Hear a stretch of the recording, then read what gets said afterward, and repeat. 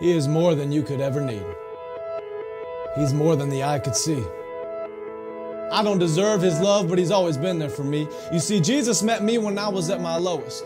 And if you don't know Jesus, know this. He is the greatest example of generosity this world of greed has ever seen.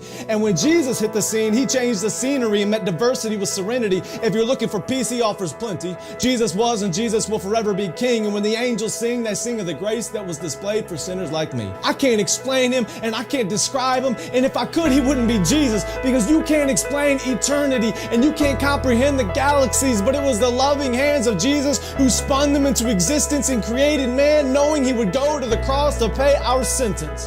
There was a certificate of judgment with a period after the sentence, and we were sentenced to death long before he said it is finished. He is a father to the orphan, a shelter for the homeless, a hiding place for the abused, and an anchor for our storms. He stormed the gates of hell and came out on top, and the power of his gospel cannot be stopped, even when the world tries.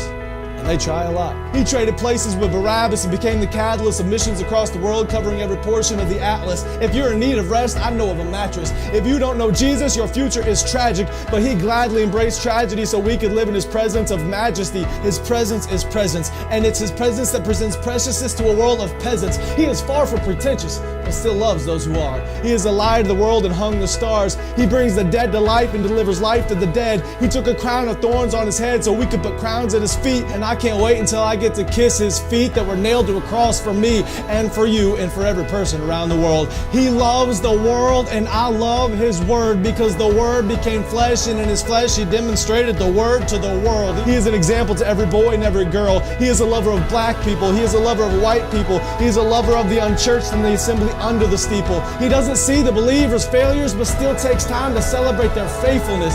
It's the power of the Spirit that enables us and gives us boldness when the world labels us. And if you want to label me, please call me a Jesus freak. And if that freaks you out, good. Because it's better to be good with God than to fight being misunderstood by a world that could never understand.